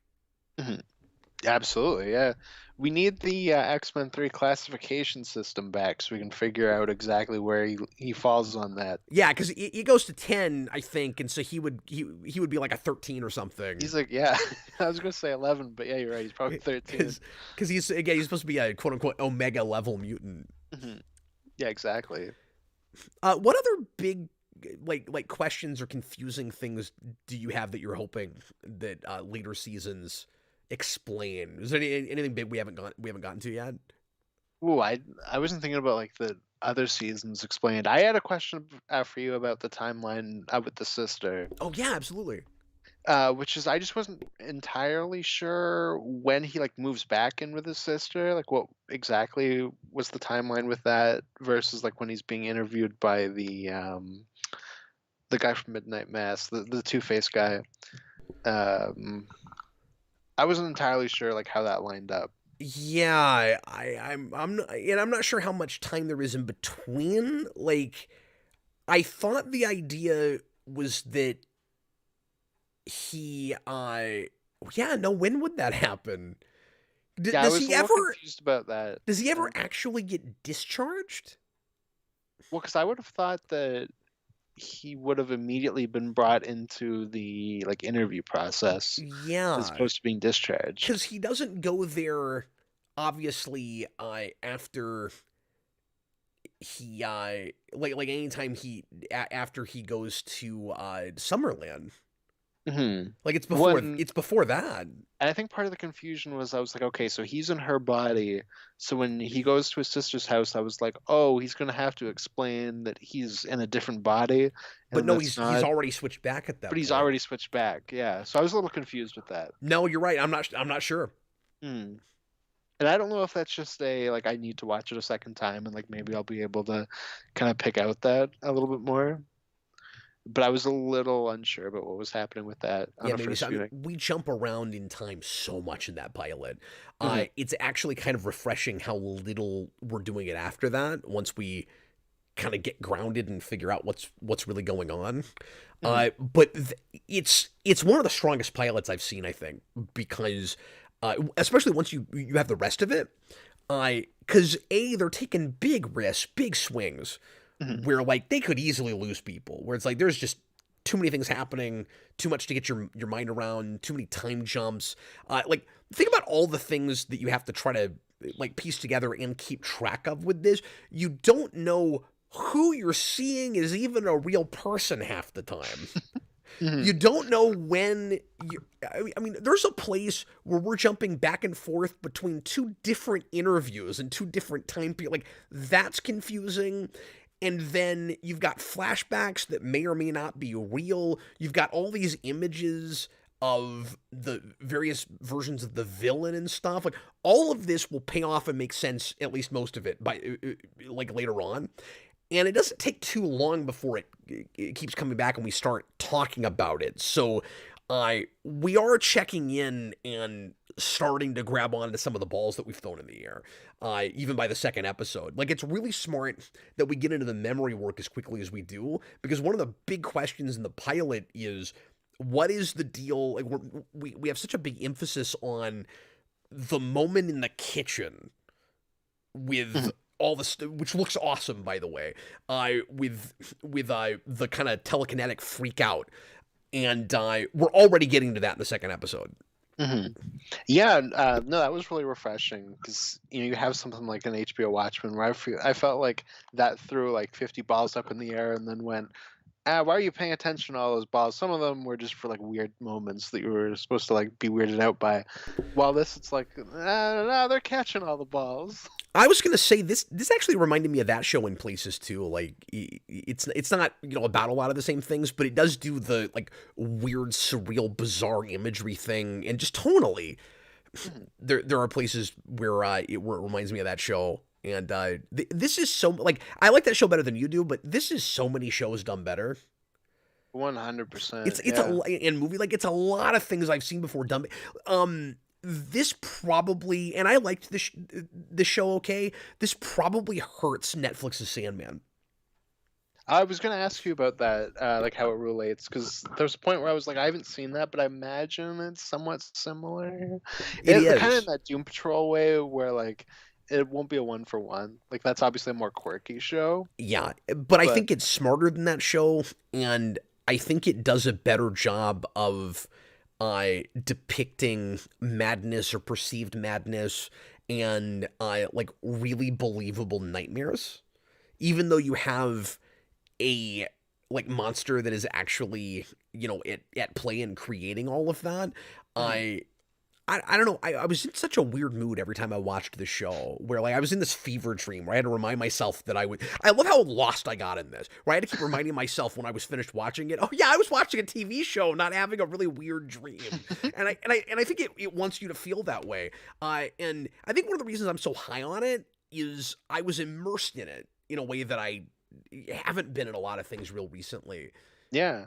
Well, so I'm like obsessed with the idea of like how dreams are very, like you'll be in like a room and like, but something's just kind of off about it. You know what I mean? Like, or like maybe you'll be in a house that but like you'll walk into a different room and it's a room from another house that you've been to. You know what I mean? Like that kind of surreality Yeah. of, And where it all makes sense when you're there, and then you wake up and you're like, well, I don't understand where I even was or why I was doing the things I was doing. And like there's a logic to it that makes no sense when you wake yeah. up. Or I'll be like, oh, like I'll have a dream where like the house I'm in is my mom's house, but like my dad's side of the family lives there. Like just things that are just like off. You know what I mean? Yeah, and this captures that. Yeah, one of my favorite examples of that is when it was in the scene that we talked about earlier with the exposition, where the British version of David goes, "Okay, imagine a classroom," and all they had to do was just go, "Okay, let's film in a classroom." But it's like you have desks and you have the blackboard, but then it's like partly like a prison where there's like two levels and just like none of the architecture of it made any sense. Yeah, And I it's was like, it's that's like a exactly like it's like a how that would lecture relate to hall me. built into a prison. Yeah, like it's And then it weird. and then at one point the multiple chalkboards turn into one big chalkboard. Hmm. Yeah, and the British David's like popping back and forth between like being in a seat and being in like the second story of the prison part. Yeah, I kept imagining how much fun it must have been making this and being on set with this, Hmm. because most of it is built sets. And we haven't talked about this, but like the integration of practical and visual effects, especially for television, is most of the time really really good. There are It's like a places handful where, of shots where the CGI is like a little bit farther than where we're at, and you but can get away with some of that whatever. because it's with the dreamscape stuff. Like I didn't mind it with the astral plane with like the green dust and all of that, where it's like clearly this is all built in a computer, but it's this surreal astral plane. That's fine. Oh yeah, that didn't bother me. There's a shot in the pilot where we do this really ambitious like underground like tunneling shot that looks terrible. A lot of them for me was like in the real world, like somebody will get like contorted by somebody's powers or something like that, and I Yeah. was like, it doesn't look great. We maybe should have cut away like a second earlier. No, But I like, agree with you. Now, all in the last episode, all the guys stacked on top of each other. That looked pretty good. yeah, that one looked fine. The main one that I'm thinking of that comes to mind is there's like the guy with like the weird eye. Yeah. When he gets like all messed up, that shot looked rough. Yeah, so that guy's name is what is that guy's name? I know his kind of super villain name is the Eye. I forget what his actual name is. Is he Walter? I think maybe that guy's name is Walter. Anyway, he is the big character besides Aubrey Plaza, who in the first episode they're trying to make you think is in David's head. And then it's like kind of a surprise when it turns out that he's a real person and he's working for Division 3.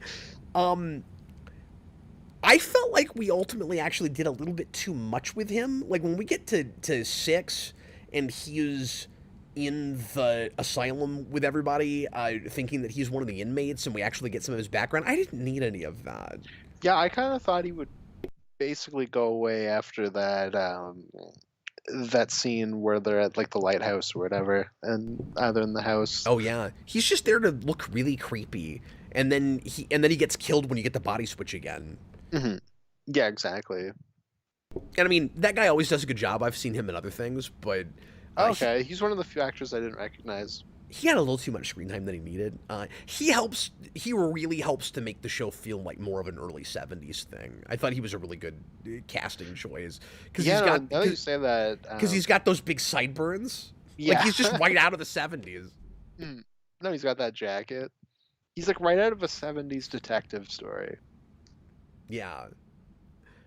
But yeah, there's a couple of places like that where the pacing kind of drags a little bit because we start focusing on characters I don't think we really need to focus on too much. I felt like for the most part, at least up until you get to that 6th episode, and there's good stuff in that. I don't mean to act like it's a horrible episode, but I thought it was the weakest of the 8. Up until that point, I felt like it had a really good sense of supporting cast as opposed to ensemble cast. Because you have this problem a lot, especially with streaming shows lately, and we complain about it all the time.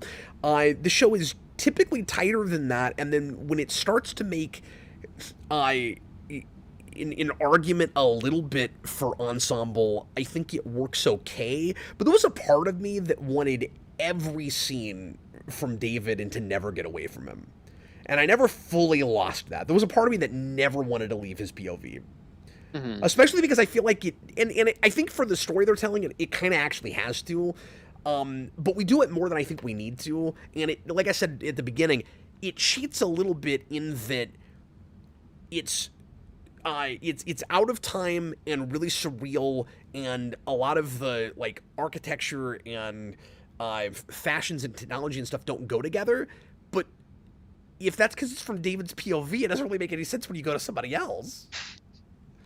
Because you're supposed to get the sense that, and Hawley talks about this in interviews where he says, well, I love this, I agree with him, where he says, I think the format of the show, like the way we tell the story, should reflect or come out of the kind of story we're telling. So it's nonlinear and it looks out of time because it's from this really unreliable narrator's POV, except it's not always from his POV, so why does it always look like that?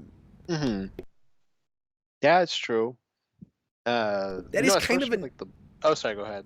I'm sorry, I'm talking too much. No, you're fine. It's a foundational issue. Yeah, well, especially, with kind of how the show is with like the like trippiness of like what's going on in David's mind. Like, you are right in that we probably shouldn't leave his POV that much. Yeah, and I'm a little bit worried that that's going to become more of a problem as the show goes on. So it turns into kind of a conceit that you got to live with just to get the cool style of the show. But I feel like it could be a little smarter about that. Yeah, no, absolutely. See, I told you I have criticisms. That was a big criticism that I have.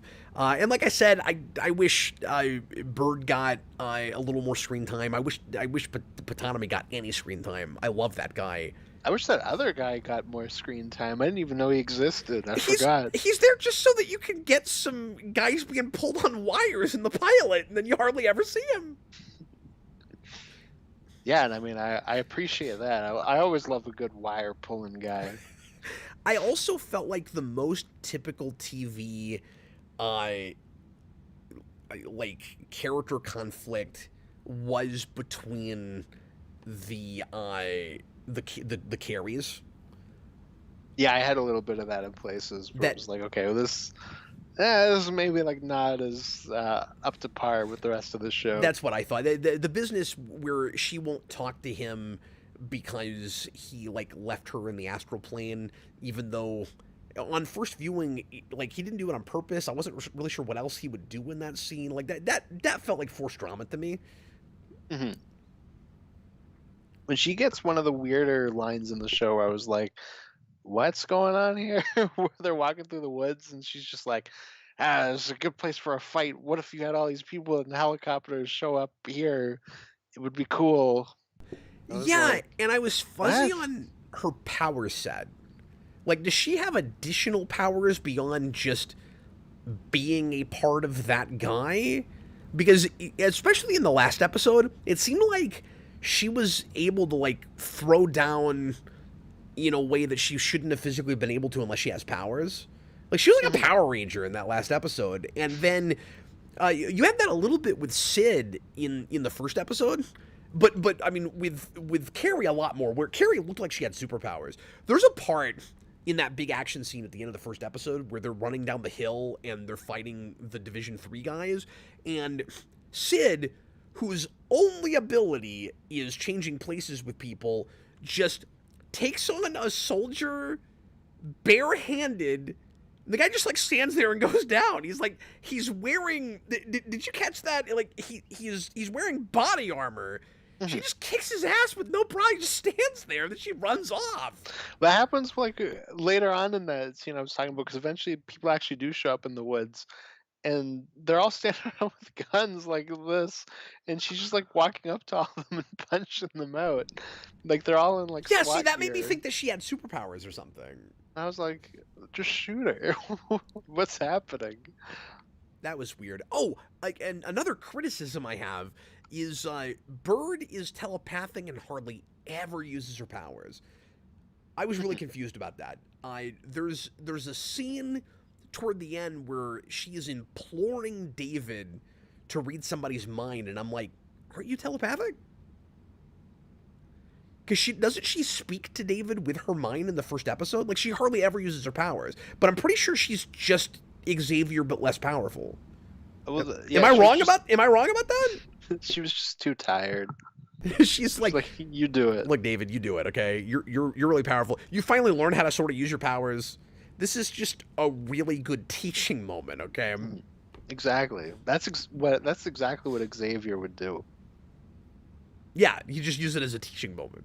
He'd be like, "Look, Scott, I don't want to read his mind. You do it." Again, some of this stuff maybe on a second viewing will be a non-issue. Like, oh, okay, that's why she's not doing that. Or maybe I don't understand her powers. Like, maybe she can only speak to somebody with her mind, but she doesn't actually read minds. We're a little ambiguous sometimes about what people can do. Like, I don't feel like we always make power sets real clear. Yeah. I mean, we already talked about that with the two that split off. Yeah. But I agree with that. But at least it makes me okay with, like I said, the supporting cast, the ensemble. Because there was a part of me in the pilot that was like, oh, does this have to be a team thing? Like, I don't know if I want this to be a team thing. Yeah, I'm glad it wasn't like super like, oh, everybody's got to have their big team moment thing. You know what I mean? Yeah, or a bunch of subplots like you have in like the second season of Jessica Jones. Why does every character have to have an unrelated subplot? With this, everybody has a clear motivation for the most part, except for the characters that I want to see on screen more. But the characters we really focus on beyond David, like they all have their own wants and needs, and that's all made very clear, which I appreciate. But they don't have separate like story arcs and character arcs that are unrelated to anything else, like BCD stories, and it's all about the one big threat that's happening. So like I really appreciate that. One big question I had for you, Austin, before we finish up here is, do you think just looking at this as a piece, knowing there's more coming, did this feel like a thing that needed to be 8 episodes, or do you think there's a movie version of this story? Ooh, I had that thought while we were talking about it, and I do think there's too much here for a movie to like properly flesh it out. You could simplify it a little bit, maybe, though, and just take the supporting cast out of it and make it just a like supernatural psychological romance between him and Sid, and I think you have a 2.5 hour movie there. Okay, but now I just want a one-room drama that's just David in his mind with Aubrey Plaza. That would work too. And it's just that, yeah. That would be fine too. Yeah, no, I mean, you could probably do that. I didn't really have the Netflix thing where like it's way too long. There's definitely places where it drags a little bit, but you know, nowhere near as much as some of those. Yeah, you could maybe cut it to 6, but then at the same time, I also really like some of the places where it breathes and we're able to just get weird. Yeah, and there was no episodes where I'm like, we could have, cut down, so we like kind of got rid of most of this episode and kind of bled the important parts into a different episode, you know what I mean?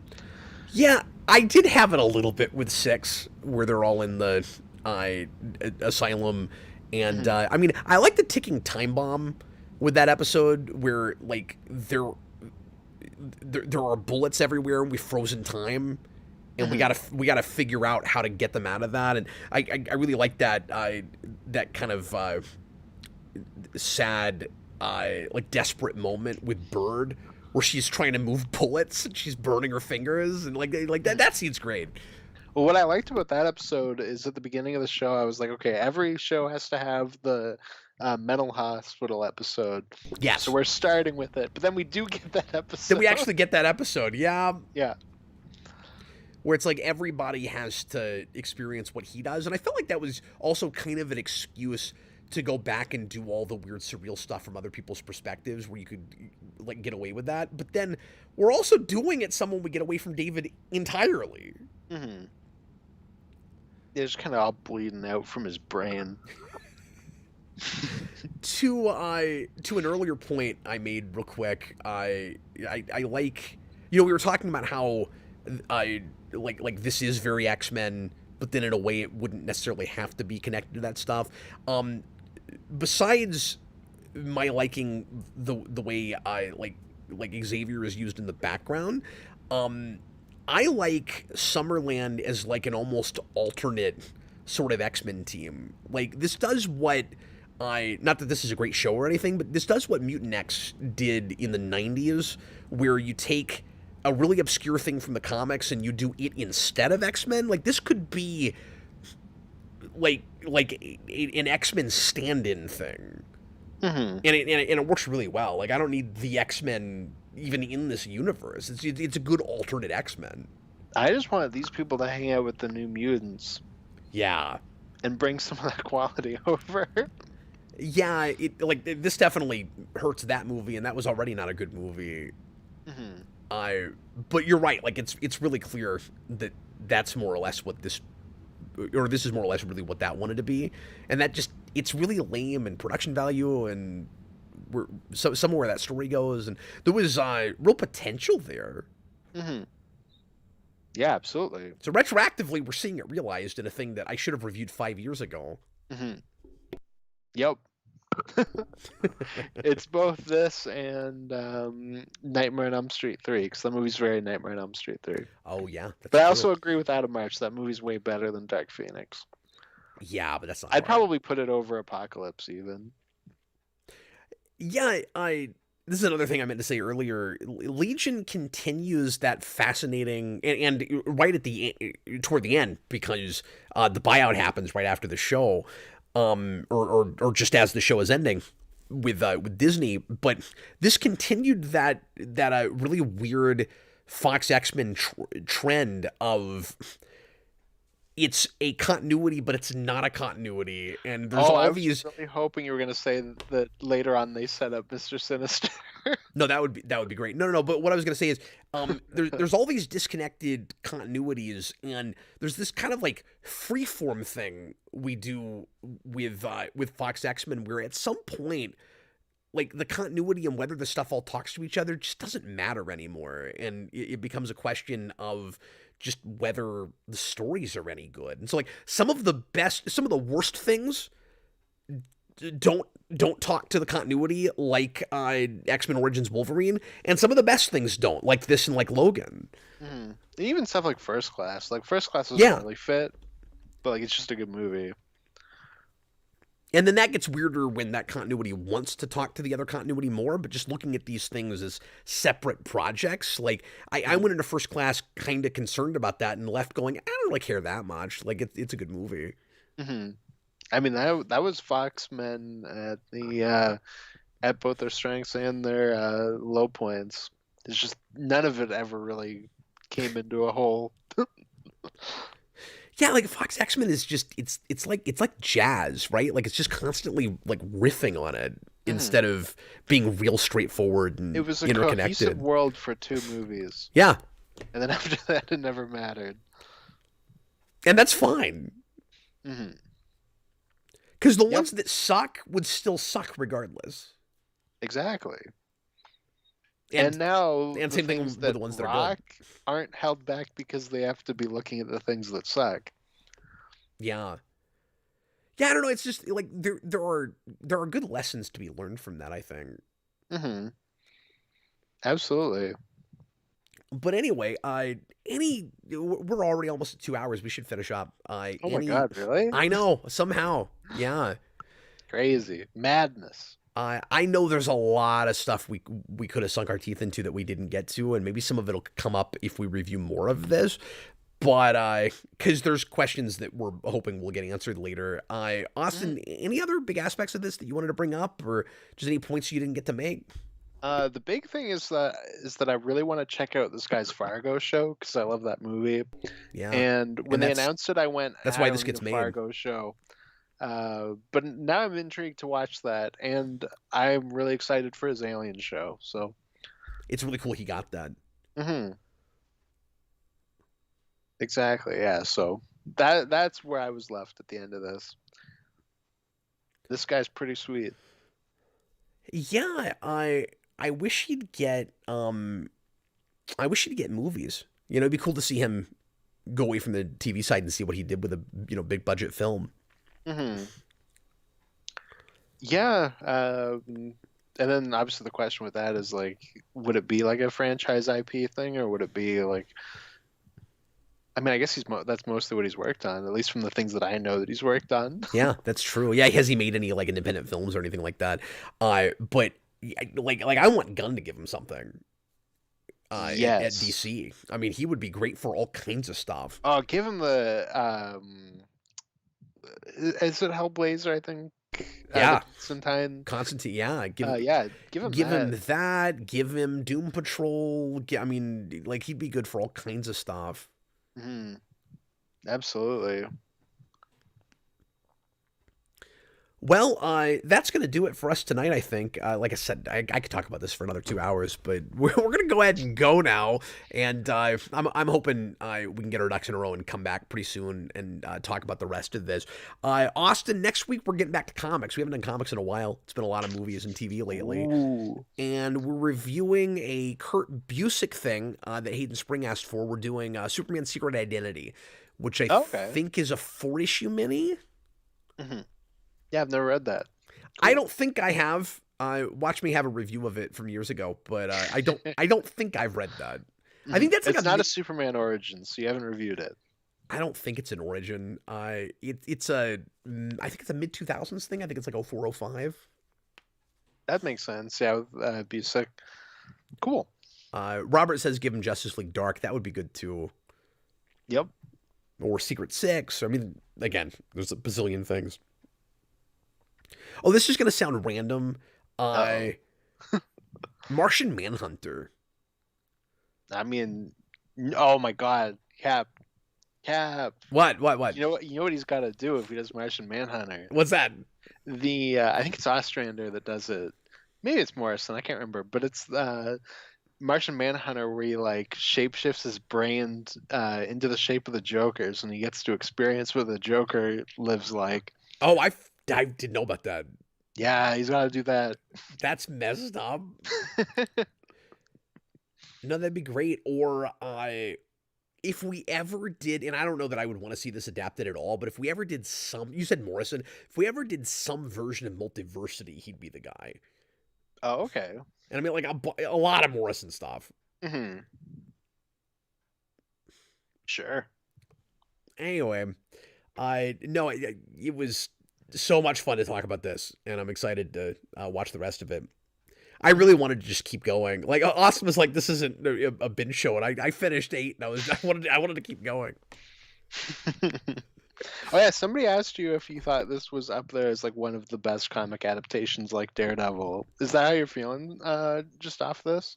I feel like the right response is it's one of the most creative and intriguing things I've seen based on comics. I can't say best adaptation because I've never read Legion, and I know it's very far away from the premise of that. Mm-hmm. So I don't I don't want to get too semantical about word choice, but like what I'm liking about this is not adaptation, except the way it deals with X-Men themes and riffs on that stuff. So I guess in that way, yeah. But just as far as like its source material, I don't know its source material. And with Daredevil, that first season especially is a really well told story, regardless of subject matter or regardless of source material. But if you know the source material, it's even better. Mm-hmm. Yeah, for sure. And same with Jessica Jones, I would say, season 1. Yeah, and see, I had never read Jessica Jones, so I would have had with that first season at the time the same thing I had with this. I'm like, I don't know if it's a good adaptation, but I loved the story. We should do some Alias on Comic Vault at some point. That would be great. That book's great. Yeah, this felt actually Legion felt a little Bendis-y to me in places, just in the kind of like decompression of it, and again, not in a bad way. It's just when Bendis is up to like his level. Yeah, I mean, we took 8 episodes to tell a story that I feel like a lot of comic miniseries would try to truncate into 4 issues. Kind of like how Bendis does like the Spider-Man origin. I think he does that in 6. Yeah, like Legion is not at all, I wouldn't think, a 12-issue maxi series. Mm-hmm. I mean, like if you did this story in comics, yeah, there's no way this is more than 6 issues. Mm-hmm. Yeah, I agree with that. Unless Bendis writes it, and that's my point. It depends which Bendis we get. Yeah, exactly. Well, anyway, we're going to get going, but I had a lot of fun talking about this, Austin, and thanks for doing it with me, even though you were a little bit out of it this evening. Yeah, I don't know what happened. It was like the second the camera went on, I was like, oh, man.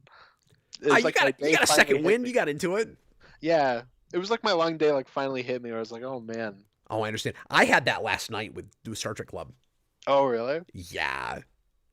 I don't think I said hardly anything about the first episode. I talked about everything but that episode. Mm-hmm. Anyway, but like I said, we'll try to come back and talk about more of this pretty soon. If you would like to make a request, just know that we've got a big backlog right now, and we're trying to get to some of those older, originally scripted requests, but we're real far into that now. We've only got I think 3 or 4, maybe 5 of those left. So we're knocking them down, but if you want to add something to the list, the $15 tier lets you get a conversation like this one, and $30 tier gets you a commentary on any kind of movie you want, and you can even request a superhero rewind commentary, which you'll get much faster. And that's patreon.com/geekvolution. That's how you do that. In the meantime, thanks a lot for watching, and we'll see you again real soon. I was Captain Logan, and this was Austin, the Day Ghost. Are you mind controlling people to keep watching or to turn off this video? To delete themselves from life. No, that was my way of saying goodbye in X-Men way. Oh, okay. I don't know why you would want to delete people, because then we won't have subscribers. Well, I was turning into the Phoenix for a second, so it was like I was disintegrating them.